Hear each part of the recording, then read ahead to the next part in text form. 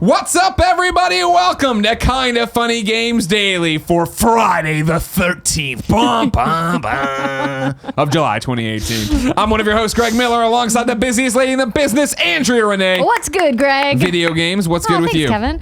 Oh, you know, it's Friday, and this weekend is my one weekend at home. Nice. To kind of catch up on life stuff before I'm traveling for the next 7 weekends in a row. Tell me about it. It is bad out there. Yeah. It is a bad travel season. It used to be that I felt like after you got over E3 and VidCon, you could kind of see the light at the end of the tunnel of like, oh, it's just Comic-Con, and then it's going to be like PAX, but now it's RTX, and now it's this, and there's a few other things we're all doing that are different things. QuakeCon, and it's just like, yeah.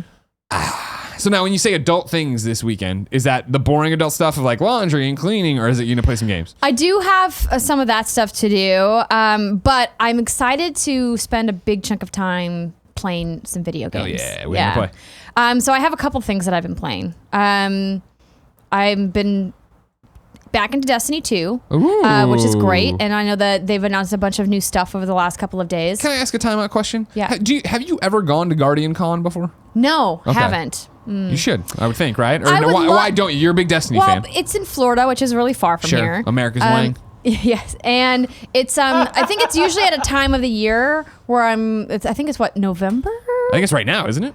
Oh, is it right now? Yeah, no. We did a squad up for it, and I think I just saw thought it was in Destin the and fall. CJ from IGN's Fire Team Guardian Con. Chat put up an image. I Oh thought yeah, it is literally right now. right now is not a good Maybe time that's for why I don't another. go, is because it's right next to Comic-Con. Yeah. And I just have too much travel happening. Hell yeah. So Yeah. I have some friends of mine that live in Florida. So not that I have anything against Florida, I would love to go. It's just it's a long plane ride hear and you. it's Oh, yeah. far. No. Florida sucks. Kevin from the chat saying Florida sucks. I'm not from the chat. I'm from behind the desk. But I started playing Mario Tennis Aces. What do you think? It's fun. Yeah. It's cool. Yeah. No, The single player. It's not like blowing my socks off or anything, but it's yeah. fun. Yeah, it's fun. Been playing a lot of The Division. Oh, yes, Jumped you back have. in. Yes, you yeah, have. so I didn't get a chance to play The Division 2 at E3. You missed out. I can't wait. But both Steimer and Britt had nothing but incredible things to say about their playtime because I played Assassin's Creed instead. Yeah. Really loved that. Also awesome. But so I've been jumping back in, refreshing because I'm doing something with them at Comic-Con next week. Yeah, that's super cool. Yeah, but I also want to play. I have Octopath Traveler to play. Yes, you do. I'm gonna dip my toes in there, but that's really like Brittany's thing. Sure. Obviously, I have said many times on the show that JRPGs are not really my wheelhouse. Yeah. But after hearing you and Jared talk so You got to give it a shot. positively about it, I will give it a go. That's where my weekend is. We have one of Jen's friends visiting, so I'm sure I'm getting bouncing around showing San Francisco stuff as they've been doing nonstop. But if I have time, it's Fortnite and it's Octopath. Yes, and Yeah. I did download Fortnite on my Switch. I got Andy's friend code, which, by the way, like I was looking up, and maybe somebody can write into twitch.tv, or no, not twitch.tv. Somebody on Twitch can write into kindafunny.com/you're wrong and let me know if there's a way for me to look up my friend code if I don't have my Switch here. I thought there was a way to do it with my Nintendo profile online, but I can't find it. You might have already. And I Googled linked it, still couldn't find it.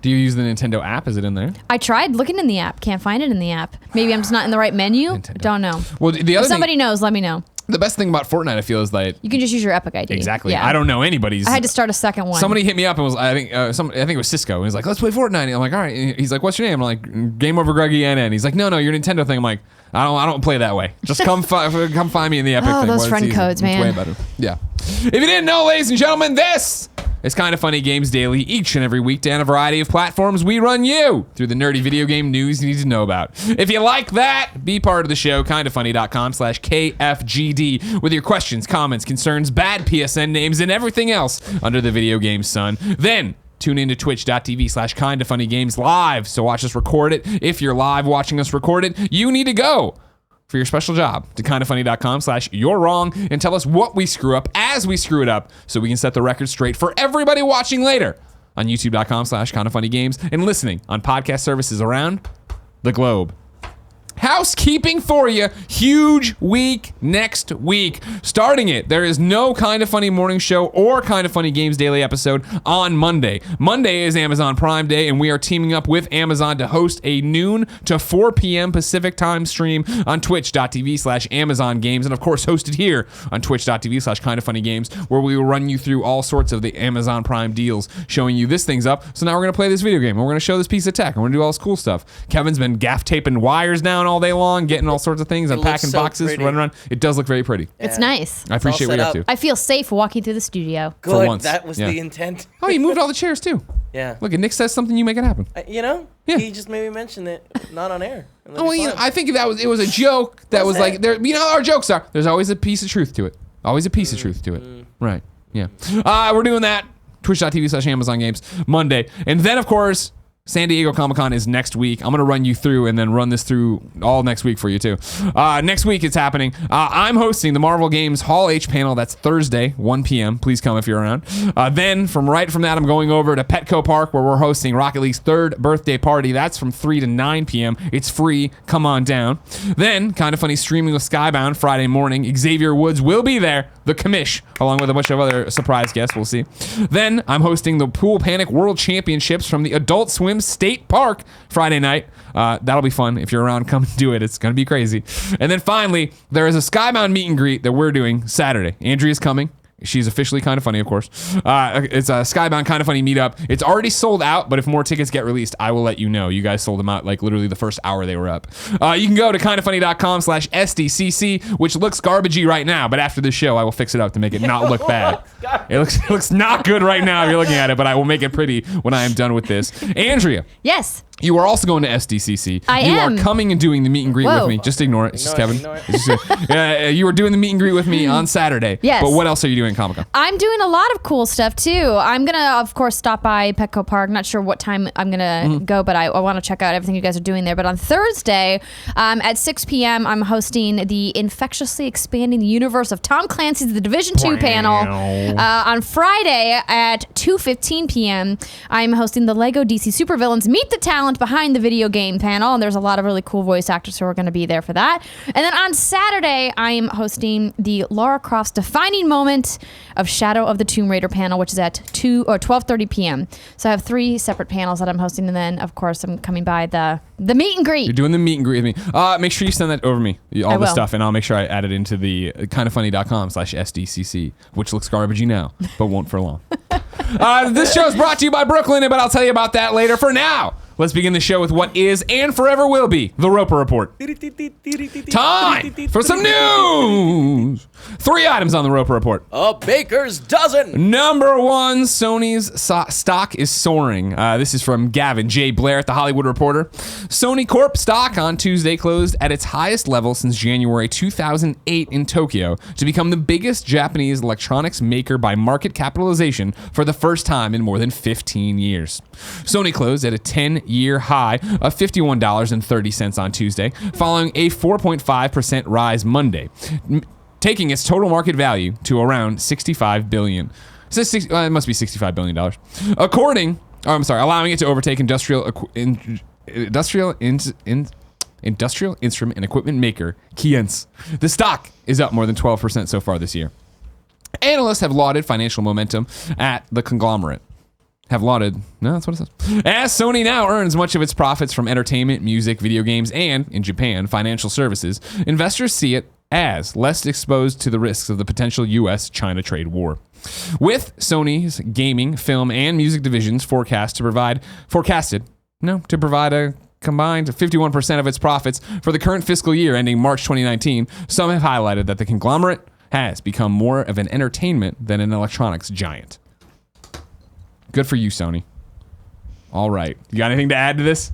I mean, it's good news for me because that's where my husband works. Sure, of course. Yeah, you're in the tank for him as always, out here defending that PlayStation flag. I thought it was interesting yesterday, you and Jared talking about, well, Jared specifically, just like kind of like poo-pooing PlayStation for like missing the mark on this crossplay thing. Oh, yeah. And being like, you know, like you've really screwed up this time. And I'm just like, I don't know. I feel like Sony's back there like counting their money, being like, we're okay. Sure. We're doing just fine over here. Yeah, now, I mean, obviously, like, of course, they need to be part of the crossplay conversation. We're all in agreement there. But I think clearly, as evidenced by this story, that they're doing just fine. Yeah. So they're not motivated, at least financially, to work quickly to fix these issues that gamers are being very vocal about right now. Because they're like, we're fine. Yeah. We're good, guys.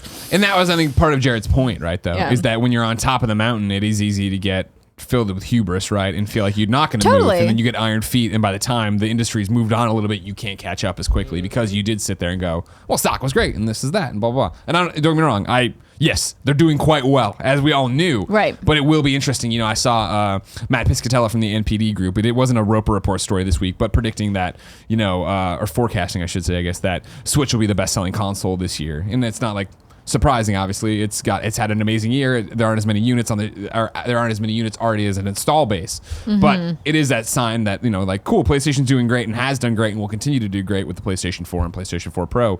But what does the Switch's interest in their games library, what does that mean for it in the long run, and what does it mean that Xbox continues to be these consumer first choices? Does that affect anything? Is it all hyperbole? There was also, you know, something else didn't get put into the Roper Report this week, but I saw it making the rounds. I think I saw it mainly on gamesindustry.biz, but it was a report from the UK about, like, well, what do gamers actually think about loot boxes, right? And it was like a survey they had put out to, you know, a wide swath of people.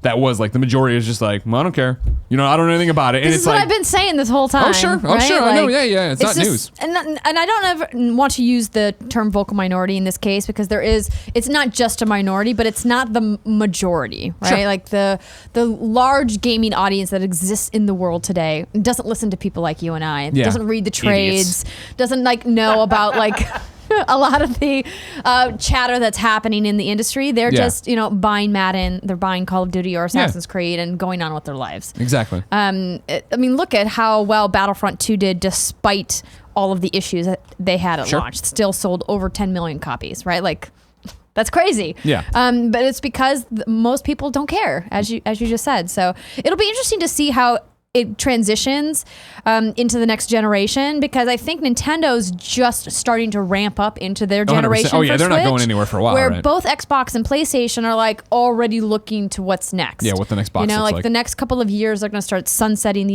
this generation and bringing in the new one. And I think that that's really exciting as a gamer and a fan of like new tech.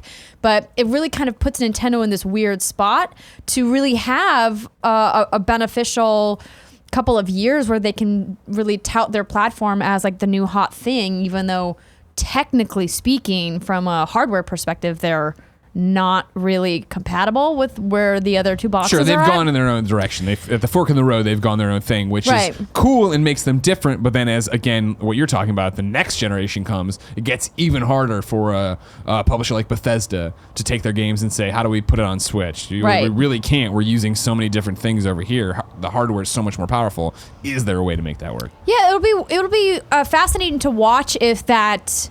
Like if that gully or that valley of developers who have to like pick a side, if they are going to try to straddle both generations, or if they're going to just go with one or the other. It's interesting, but I wonder how much it'll matter at all, because really, when you talk about AAA games that are coming to the Switch, it's few and far between, and it really is Bethesda, right? It's the way it's been for the last like two generations for Nintendo. And so as long as Nintendo's continuing to put out amazing exclusives and indies are running to support Switch, which is not going to, like, the next box from Xbox or PlayStation won't affect that. If anything, it seems like where consoles are going, when you look at PlayStation 4, PlayStation 4 Pro, Xbox One X, and then you assume whatever the next round is, they're really just starting to mimic to the T what PCs are, of like, cool, it's super crazy specs, or it's you're running it on a potato, and it does that even make it easier to get stuff to Switch if that's as easy it is. Yeah. It'll all remain to be seen, but...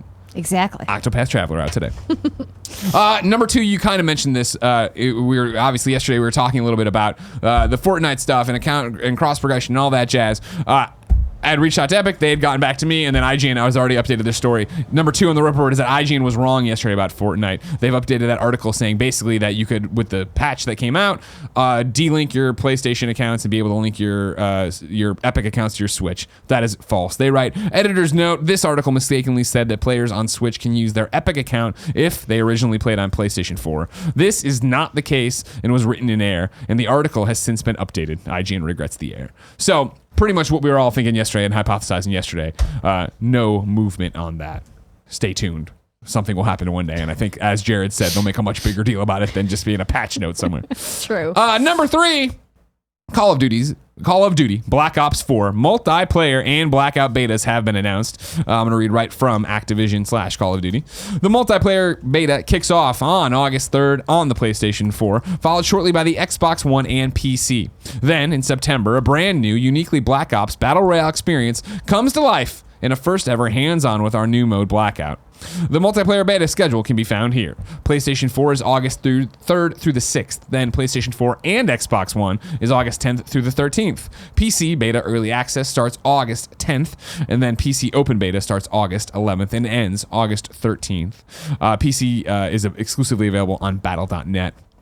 All participants in the beta will receive a unique, one-of-a-kind calling card that they can proudly display. And for every player that achieves max rank in the beta, they will earn a permanent unlock token to apply to any piece of creator class content when the game comes out. Are you excited for Call of Duty Black Ops 4?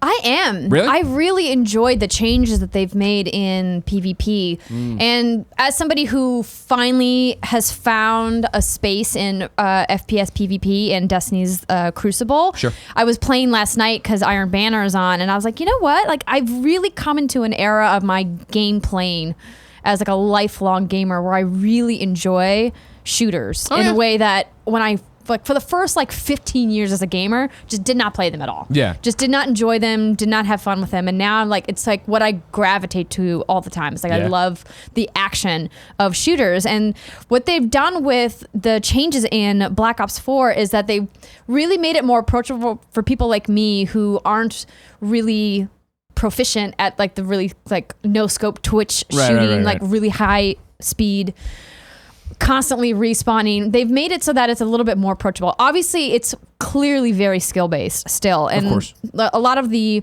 pro players that have made public comments about it and the community members who are big into the Call of Duty scene have talked about how what's good about the changes that that they're making is that it really is going to focus on people who have really good skills, particularly with aiming, and how that's really going to separate the player base, that you're not going to get some of these sloppy kills that were possible in previous Call of Duty multiplayer offerings. So I'm excited to see that. Obviously, want to see what Blackout is. Me too. Want to see just how cool it's going to be bringing in these characters from the Call of Duty franchise, all of these crazy vehicles.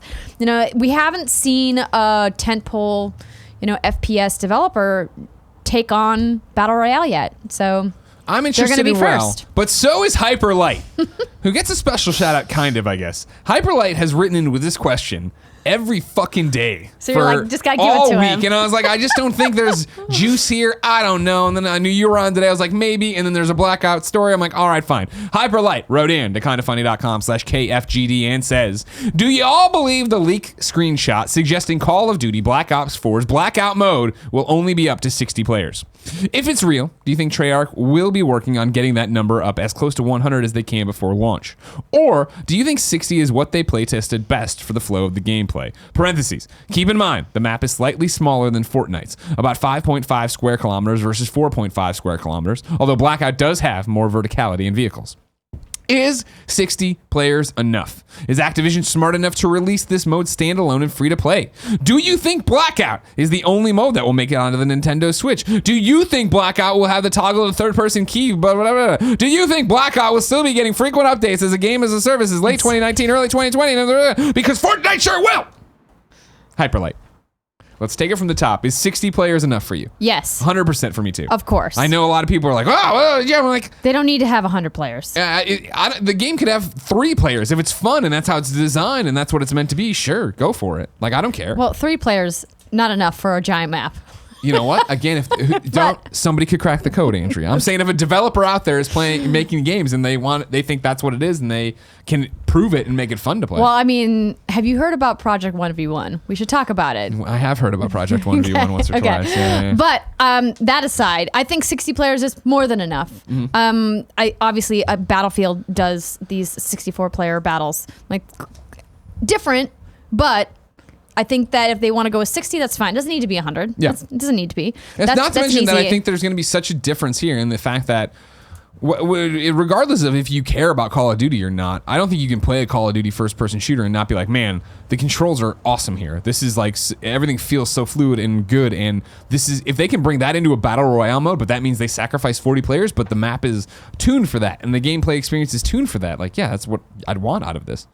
Yeah, and I talked to Lord Vonderhaar from Lord Vando from Treyarch over at E3, and I asked them about this next question: is Activision smart enough to release this mode as standalone and free to play? And while he didn't give me a definitive answer, it sounds like this will not be a standalone mode. That this will be part of the pack-in. So you buy the game, sure, you get all of the zombies, all of the PvP, and you get Blackout. Right. It's all together. Now, that being said, doesn't mean that later on down the road at post-launch, like sometime in 2019, that they won't release it as free-to-play. I have to imagine that they will do what has been really popular with other publishers, is to do these free-to-play weekends, right? Like get in for free for 4 days, try it out, and then if you like it, you get a discount to buy in, and you can take all your progression with you. That stuff's always, I mean, that, yes, 100% I think happens regardless, but it's also so much about forecasting and how hard that is, where it's going to be, it used to be, games come out, and when their release dates, or that release area is their highest peak in terms of sales, and then it slowly drops off, or fastly drops off, depending on the game. With something like this, it could be that you see a peak and then it drops, but then everybody's like, it is so good that you see it crawl back up. Like, Battle Royales there's so many of them happening because so many people love them. And if this one does come out and is able to capture people and get them involved and want them to do that, if Activision sees people buying the $60 game and only playing that mode, they're not going to break it out. There's no reason to. If they see it drop off and they're like, crap, we need to do these weekends, and that only gets us so much, maybe, one day a year from there or whatever, you get it put out as its own standalone thing. Yeah, I don't think a company like Activision is going to put something as big as their flagship brand, Call of Duty, out for free to play without charging for it first. Right. Well, and not to mention that, it is the fact that, this Call of Duty is multiplayer only, right? They need to keep as much stuff gated behind that $60 so you feel like you're getting your money's worth out of it. Mm-hmm. Exactly. Now, toggle the third person to incentivize buying skins? No. Yeah. This is Call of Duty. That's not going to happen. Yeah. But they have plenty of other opportunities to sell cosmetics. I mean, as Far Cry showed, it doesn't even matter. Exactly. We're a first-person game. Well, you're going to see other people buy a cosmetic skin. Also, weapon skins, they could easily make all of their money just on weapon skins. So. What do you think about it coming to the Switch ever? I don't think it'll come to Switch. Yeah.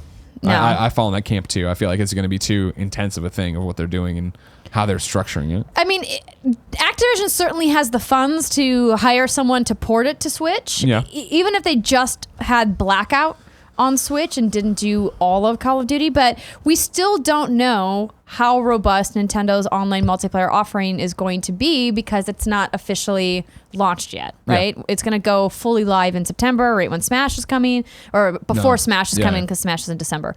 But I think that right now, it doesn't feel like Activision is looking at Switch for Call of Duty at all. At least they haven't been talking about it. Yeah. So I agree. And that's the biggest thing about it, where I think they still are like, cool, I'm glad that's doing well. I don't know if it's the fit for this game. Right. And then finally, do you think it'll be getting updates in late 2019, early 2020? Of course. Agreed. I think how substantial the updates will be will depend on you, the player. How many people are playing it, how many people are buying things, how many people are investing money back into it. That will 100% tell them how much they're actually going to give you, whether it is crazy new maps and a crazy new mode or whatever the hell it is, or if it's just like, all right, cool, it's just skins. It will be interesting to see if the next release, which is scheduled to be Infinity Wards, if they keep Blackout and then bring it in, because we did see that happen with Zombies once. Right. But who knows? It would be smart if they're going to build this up as a brand to keep it the same. Yeah. But then it's also that thing, I wonder if, obviously there's all these studios cycling on Call of Duty, if each one of them is tinkering with their own idea of what Battle Royale would look like for them, Yeah. Yeah. But yeah, maybe it is the fact that Blackout is so successful or whatever that it's just a part now of all those games where every time you buy it, you get Blackout. And if there is an update happening to it, maybe you're getting a new map or something to that effect with it. But how would you manage your player pools then? Because imagine if I'm still playing Black Ops 4, because a lot of people continue to play Call of Duty games well beyond their launch, and then you buy, whatever's next from Infinity Ward, and you're playing Blackout there. Do they pull from the same server? Who is it that... Are they different pools of players? Here's where we start getting out into the ledge of where I'm not sure. Is there crossplay between those Call of Duty communities? Because what I'd be asking is Blackout, is that being made by the same people? Well, I guess it's all multiplayer now. Interesting. You're right. I'm thinking of this in a very classical sense of how this would work. These are questions that we have. Yeah. But I mean, you figure if Blackout, and this is like a super hypothetical, but if Blackout got big enough and was doing well enough, I'm sure Activision would want to keep it in there. The way I would gate it, first off, is I would spin out a team. Cool, we're all in for the next 4 years on Blackout. There's just a Blackout team now that's been spun out of Right, like how Bluehole spun out Pubg Corp into their own team. Right. So that's all you're working on. And then what we'll do is with our annual release schedule of Call of Duty games, everyone will come with its own map, and that's how we'll gate people. Where it's like, sure, if you own Black Ops 4 and Blackout mode and whatever they call that map, great, you can play that. And then if you buy the next one, you still have access to that map and all your progression and stuff like that. But this would only work if you had a spun out team that's doing Blackout. Otherwise, Blackout gets stuck. Well, there's at any given time, 5 different studios working on Call of Duty? Right. So that seems like they could make that happen. We'll see what happens. But the problem with knowing what happens is it's gonna be so long before we know. It's true. If I wanted stuff like what came to stores today question and answer, where would I go, Andrea? You would go to the official list of upcoming software across each and every platform as listed by the Kinda Funny Games Daily show host each and every weekday. Yeah. Out today, Kevin's favorite game, Ball Grabbers on Steam. Go get it, Kev. Captain Toad Treasure Tracker comes to Switch and 3DS. Darts Up comes to Switch. Earthfall, that Left 4 Dead clone that is fun and I've played, comes to PlayStation 4, Xbox One, and PC. Epic Loon comes to Switch. Geekiddo, Kintaro's Revenge comes to Xbox One. Hunting Simulator comes to Switch. Insane Robots comes to Xbox One. Octopath Motherfucking Traveler comes to Switch. I like it a lot. You can hear me talk all about it on the Kinda Funny Games cast up right now, patreon.com/kindafunnygames, or for free on youtube.com/kindafunnygames. The podcast service is Monday. Super Destroyonaut DX Switch. The Culling 2 on Xbox One. The Spectrum Retreat on Xbox One. And I feel like I've been saying the Spectrum Retreat every episode, but I think it's that they keep putting it on different platforms, and then they keep giving me press releases for 3 weeks, and I know nothing about the Spectrum Retweet, but now I know that it's fucking everywhere, and it's out, so go get it if you care. And then, an interesting one, Warhammer Vermintide 2 is coming to Xbox Game Pass. New dates for you.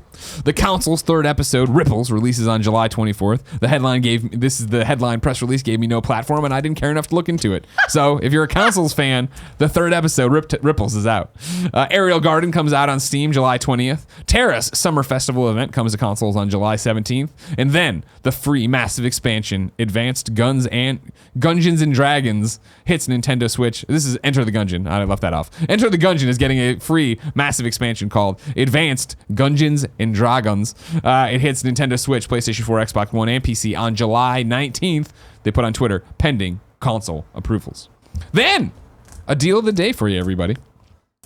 Andy D wrote in to kindafunny.com/KFGD and says, first time, long time. Thought I'd give you folks a reminder that there are free games through Twitch Prime all month long. Here's a short and incomplete list of the next batch of free games. Tacoma, July 12th through the 18th. The Bridge, July 13th through the 26th. Brutal Legend, July 14th through the 27th. The Red Strings Club, July 15th through the 21st. Tyranny, July 16th through the 18th. Broken Age, July 17th through the 31st. The Framed Collection, July 18th through the 31st. And then Serial Cleaner, July 18th through the 31st. I figured I'd share this due to the fact that it either hasn't been mentioned or I completely missed it on Kinda Funny Games Daily. I was surprised to see Tacoma on the list, but I am sure happy it's there. Thanks for everything you do. Keep doing the chicken stuff, Andy D. Thank you, Andy D. I feel like we mentioned the Twitch stuff a long time ago, but it all runs together here on this show. And remember, if you have Twitch Prime, or if you have Twitch Prime, Give us that free subscription each and every 30 days. Kind of Funny Games. If you have Amazon Prime and you never use Twitch, you also have this ability. You just have $5 Amazon's taking from you. Log in and give it to us, please. We beg of you. Andrea? Yes, Craig. It's time for Reader Mail. Let's do it. But first, I'm going to tell you about our sponsor, Brooklinen. You spend a third of your life in the sheets. They make a difference with how you sleep, so start getting better sleep with the best sheets ever from brooklinen.com. They say no thank you to unnecessary markups and fees. Most bedding is marked up as much as 300%. Brooklinen doesn't do that. Brooklinen is the fastest growing bedding brand in the world with over 20,000 5-star reviews, including me, Greg Miller, who sleeps on the navy ones with the white comforter and the polka dot navy dots on it. I love it. You see Portillo on Instagram in it, getting shots of it. What's the size? It's sold out. I know. Maybe it's back in stock now. You should have moved faster on the deal I keep offering. I know. Now you can go check it again, of course, with this new deal. That's a good deal. You can get versatile colors and patterns that can mix and match to complement any decor. My Brooklinen sheets are the best, most comfortable sheets I've ever slept on. Brooklinen.com has an exclusive offer just for you, the listener. Get $20 off and free shipping when you use the promo code GAMES at brooklinen.com. Brooklinen is so confident that they offer a risk-free 60-night satisfaction guarantee and a lifetime warranty on all of the sheets and comforters. The only way to get $20 off and free shipping is to use promo code GAMES at brooklinen.com. That's BROOKLINEN.com. Promo code GAMES. Brooklinen. These are the best sheets ever.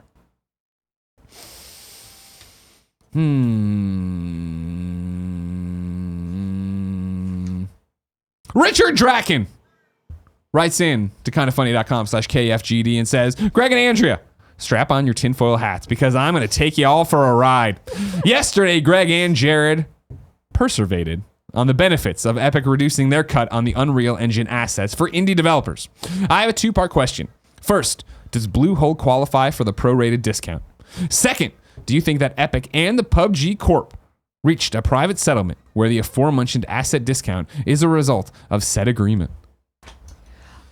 So, I doubt that Bluehole qualifies for the prorated discount because generally large publishers like Bluehole make custom deals with Epic so that they're not taking like the standard deal. Like if I decided today I wanted to create a game in Unreal Engine, I would have to take like their standard deal, which is now 80/20, right? No, now it's 88/12.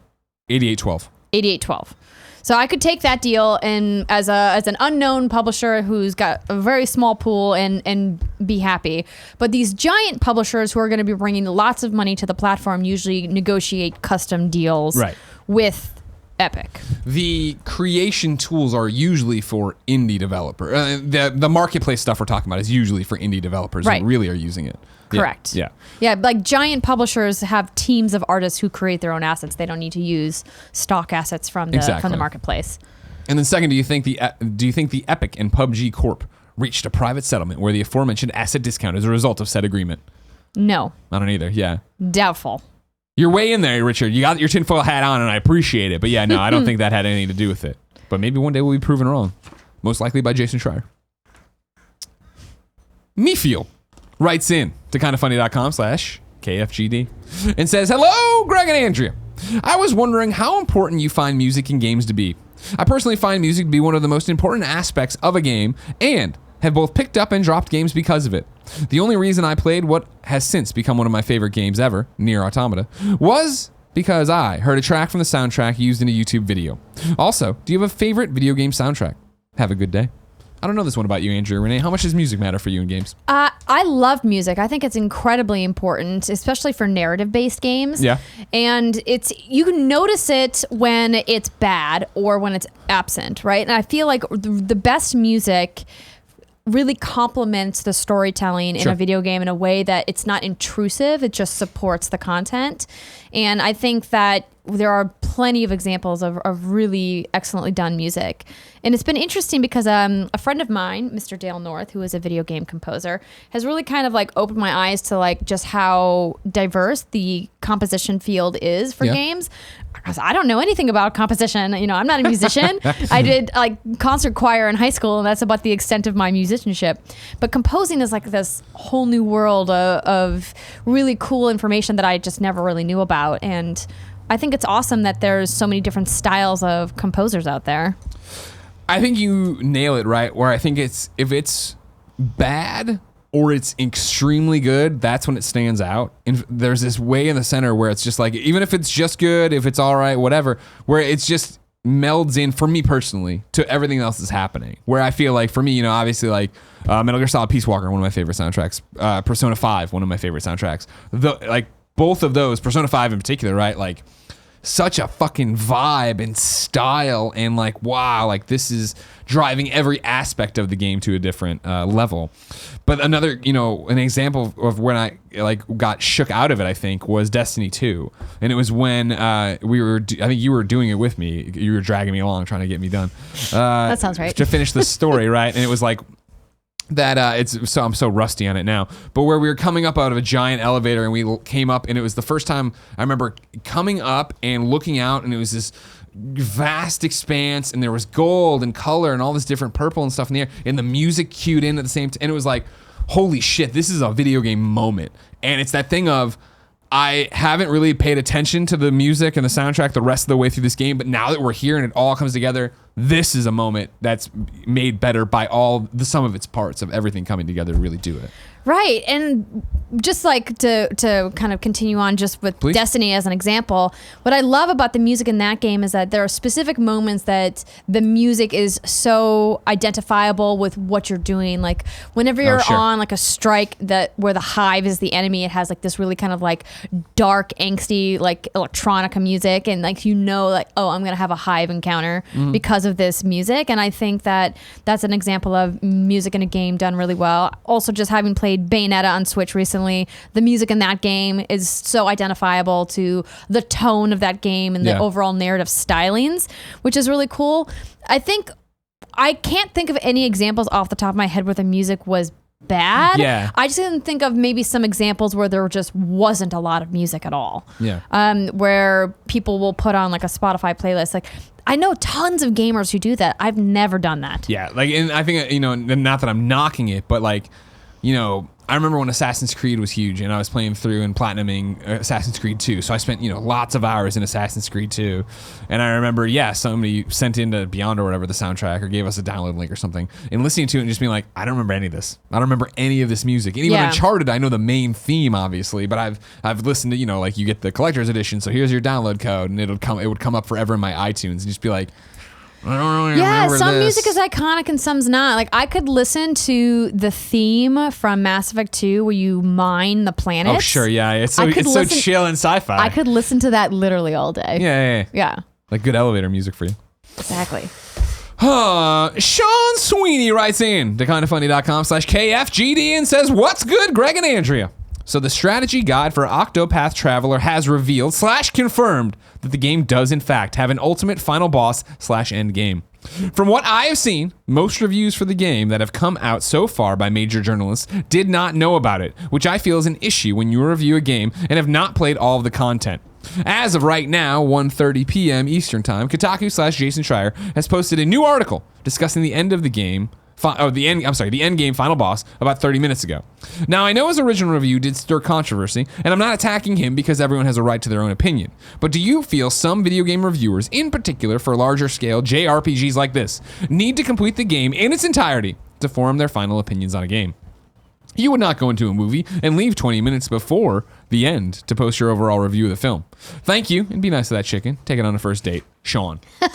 Oh, the old argument of do you have to finish the video game to review it? A tale as old as time, Andrea Renee. This is why I don't review games, Greg. It's a tough one. And I feel like there's a bunch of different schools of thought on it, and they're not wrong. I don't think anybody's wrong on it. I feel like you kind of have to say it's a review in progress if you don't finish it.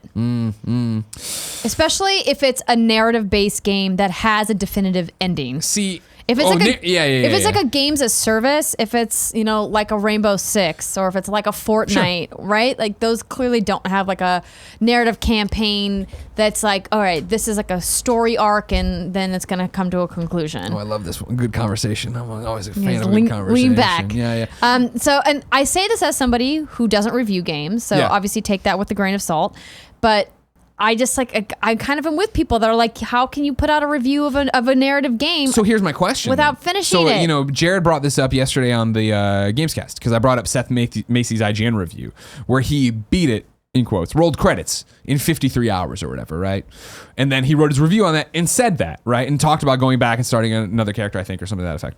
Well, how does that play into your thing, your vision on it? If I've rolled credits on a game, if I've played through 53 hours of the game, and my review is, hey, I chose Ophelia's story, played through 53 hours, I rolled credits, this is what I think. I think that's fine. Yeah. Because it's transparent, and if you've put 50 hours into the game and you've gotten to the end credits, you've completed the game. Yeah. Now, is there additional content to go and check out? Sure.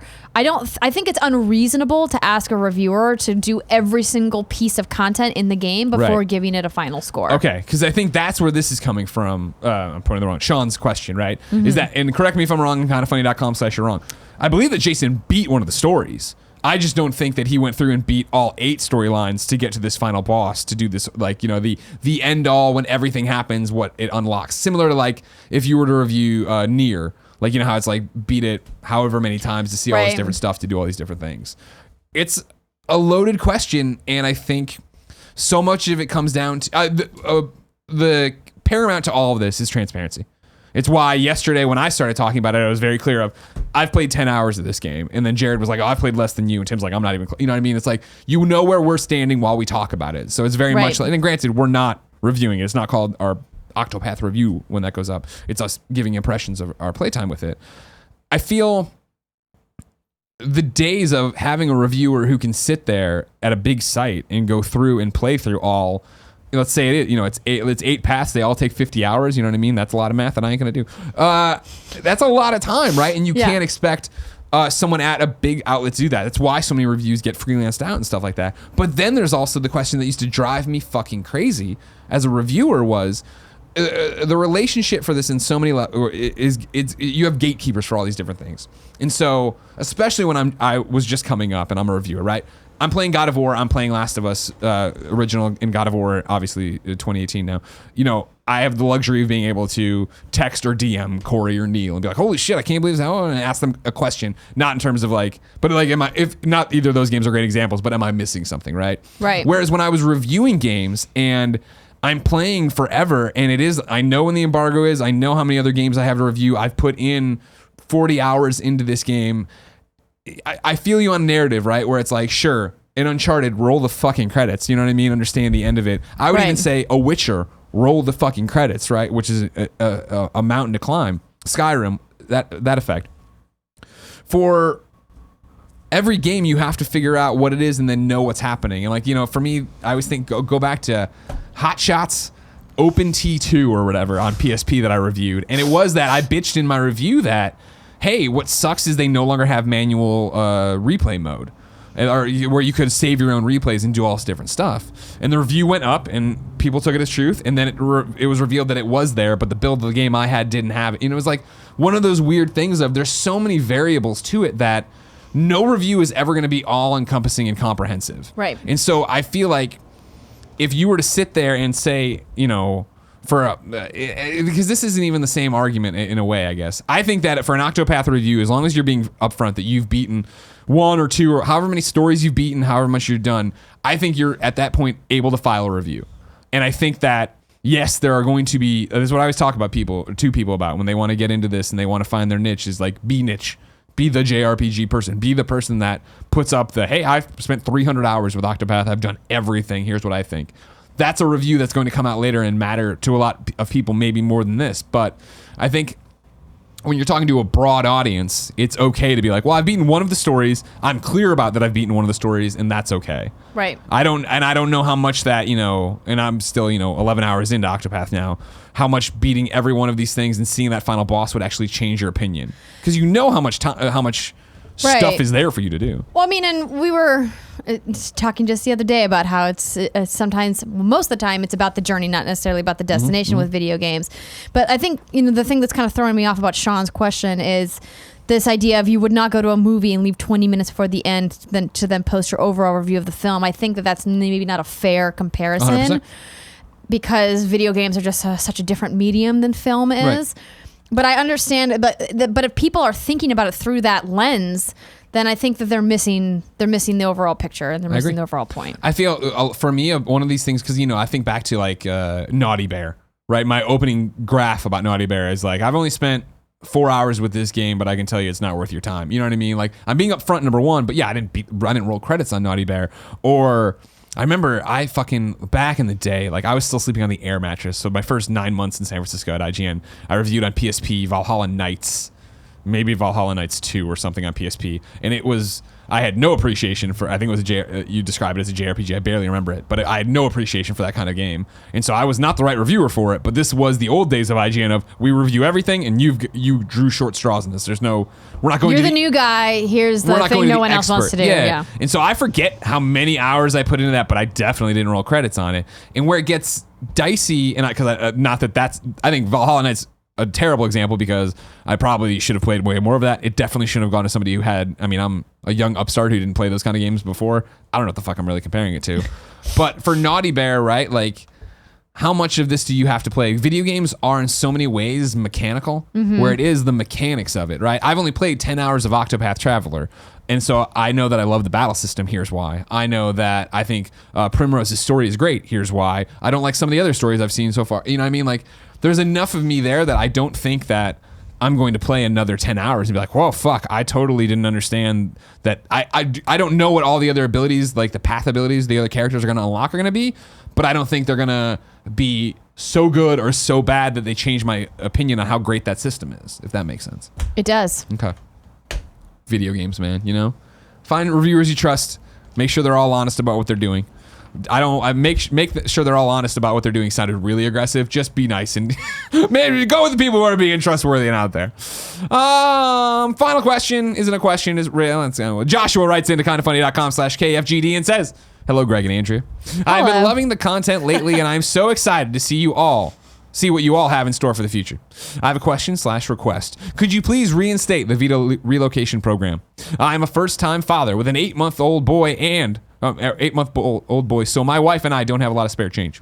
I work as a third shift security guard, so I end up having a lot of spare time. Why not spend it doing something worthwhile, like getting the sweet, sweet trophies? Thanks for all you do." Do you remember the Vita relocation program? Yes, I do. But Joshua, I have to ask, Here we go. If you're a security guard, do you think it's third shift? Do you think it's probably the best use of your time to be playing video games on the job? You were like the movie trope waiting to happen. I know. Feet up, playing the Vita, and like these guys in cat suits sneak by. He doesn't tell you how to host. You know, let him do his job. You do your job. Oh, okay. You know No, Kevin, that's fair. I just had to call it out because it's the first thing I thought of.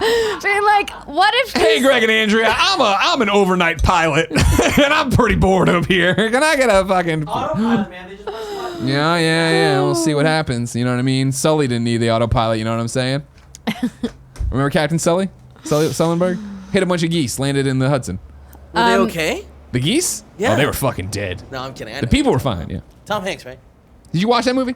No. Yeah, I mean neither. It Tom just seemed like Hanks, such. yeah. Do we need an We get it, he do we landed. need to expound on that story? Like, no, I couldn't. I think he was like an alcoholic and not like the best guy, and that's what the story is about. Maybe. But we already had that with Flight, and that was fictional, and I love Denzel, but I couldn't see that one either. I just you can't get into it.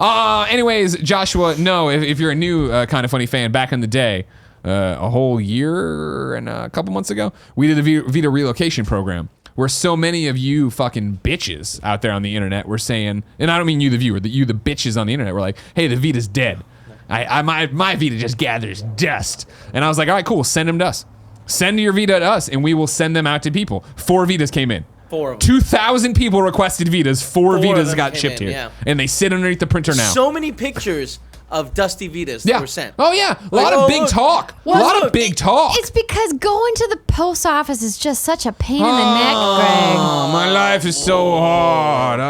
No, listen, I'm saying that facetiously because I go to the I know. post office No, like no. 3 times a week. But it will require you to pay a couple of dollars to just put it in like one of those USPS flat rate boxes. Yeah. Ship But don't it do over. it. The 2,000 came in. It was too much. We still, the 3 we have or 4 we have are like incomplete. It's weird. We might do it someday. I still just need to drag them with me somewhere and give them away. That was the easiest thing to do. They're Bring 'em to in Comic-Con. a single box now. No, yeah. Yeah. But even then, it's like, I don't drag them around Comic-Con. Maybe we could bring them to RTX since we're both going to be at RTX. I have that giant Okay. stack of Vita games I got to give away. Well, now you're making sense because you figure the problem with the RTX kids is they're all like, oh, Michael Jones liked the Vita. Now I love the Vita. You know what I mean? fucking fair weather pieces of shit. Where were they when we fucking needed them to make this thing goddamn work? Now the Switch gets all the goddamn credit. Why are you so angry today? Because the Vita is dead! It's time to squad up. This is where one of you writes into kindafunny.com/KFGD. Give me your name, username, platform of choice, and why you need help in a video game. I read it here. The best friends come and find you, and everybody has a good old time. Today, Alec needs help in IRL. That's right, another in real life. If you're going to the Overwatch League Finals, Alec wants to hang out with you. His Twitter handle, not Alec Baldwin. Great. It's a great one. There's 2 N's on it. Does Alec Baldwin use 2 N's? No. Then you got 2 N's in this one. That's how he's doing it. It's in the description. Hey, Andrea and host. Oh, you fucking bitch.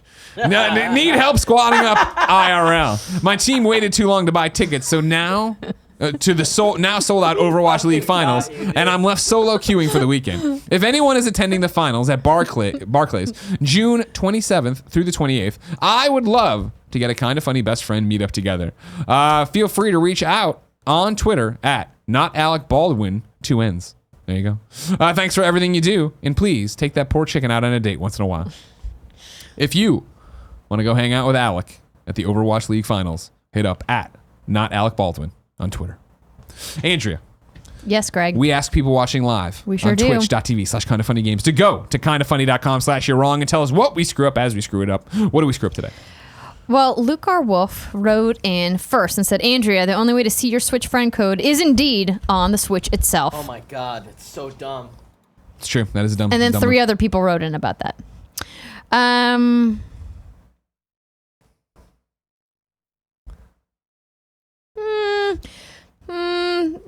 Editorializing? No, I'm thinking about it. So Turn When says, Andrea said, they aren't a minority, but they are not in the majority. This is impossible unless the 2 sides were an equal 50-50 split. Technically, yes, but what I was thinking was if somebody has the majority, let's say 60%, and then somebody has 30% and somebody has 10%, that 10% is technically the minority, and then that 30% is in the middle. But I guess technically 30% would be part of the minority since they're not the majority. Is there a word for that person in the middle? When you started, I was like, man, there's no way she can save this. But like that made a lot of fucking sense. Right, that made I'm a thinking lot about of that, like the group in the middle. You're making that's a lot not the of sense. You're smallest talking- group, but it's not the biggest group. That's brilliant. I don't know if that has a name. It's gotta have a name. Usually right? that's the group that doesn't care, right? Right. That's like usually the apathetic group. Does anybody know what 50 times 8 is? That's the bigger question here, guys. 50 times 8? 50 times 8. Even if you drop the 0 and just say 5 times 8, nobody fucking knows. It's 400. Yeah. What? What is he? What the hell was that? I don't know. All right, next. Look at him just playing with his crayons over there. Strife E says Call of Duty Modern Warfare 2 had a third-person mode game type. So maybe it's possible. Doubtful, but will maybe. it be possible in Blackout? I doubt it. I doubt it. I doubt it. I don't know. Well, I'm going to skip that one. I'll show it to you later. Okay. Patrick the Xbox guy says Vermintide 2 launched on Xbox Game Pass day and date. It's a Left 4 Dead clone, party moded. Well, sorry, we already have a Left 4 Dead clone called Earthfall. Earthfall. Lord of Pwn, this is not a clarification because you're technically wrong. He says, Suck it! He says there are 3 main developers working on Call of Duty games, Treyarch, Sledgehammer, and Infinity Ward, but there are a few others that assist on various aspects. Right, but like not just various aspects. People like Raven do a lot of work on Call of Duty. And I believe Vicarious Visions is doing some stuff on Call of Duty this year. There's a lot of studios that work on it. Just because they're not like the tentpole studio doesn't mean that their work is insignificant. And they need to let Raven go so they can make another Wolverine game. Capitalist Pig says Jason's Octopath review looks like Schreier played all 8 before his review. Fuck him. From He's Twitter, quote, just finished up my 8th and final story in Octopath Traveler review coming Thursday morning on Kotaku.com. Now, you know what? I don't even know. I'm not deep enough in the game because you can finish the stories in them not playing as that character. To get to the final boss thing, do you need to play Has all the characters or just finish the stories? Parker Petrov wrote in and said he did say if there was a hidden dungeon or epilogue, he had not seen it at that time. So it's possible that there was some content he didn't see, but I think that's splitting hairs. And it's also, again, back to the reviewer thing I was talking about earlier, they don't send you the strategy guide. And so even when you hit up somebody who's the gatekeeper of a PR person, it's like, do they know the answer necessarily? And they Probably try to not, find it and yeah. go through all these different things. Kebab says, Greg reviewed the original Valhalla Knights in April 2007. He opened the review with, Valhalla Knights is a lot like your ex-girlfriend. There will be moments when you have a great time together, but you won't be able to shake the feeling that you can do better. Oh, Jesus. I'll tell you what, guys. That's rough, man. I was a fucking poet. That was good. You know what I mean? Let's see here. Those Valhalla Nights. This is interesting. So Adam Northwest says, I know you brought up Nier Automata while discussing rolling credits, but in ending A's credit roll, you get a message from Square Enix telling you that the game is not over and that you need to keep playing. Yeah, but that's kind of the shit where I'm the reviewer and I'm like, oh, finally, I'm fucking done. And that happens and I'm like, fuck you into the earth. I have other things to do right now. It's true. So Sean wrote in to further clarify his question that he submitted. He said, my metaphor is related, I think he's referring to the metaphor about leaving the movie early. Yeah. Is related to if there is a final boss to a game and you do not beat it, it could affect your view of the game. Example, Breath of the Wild was great, but the final boss sucked for a Zelda game. You're right, Still and a that's great why game, that but game needs to didn't be get Game of considered. the Year from everybody. Come on. Come on, If you guys. finish one character in Octopath Traveler, then there are roll credits. You still have 7 of the 8 games to play. Gotcha.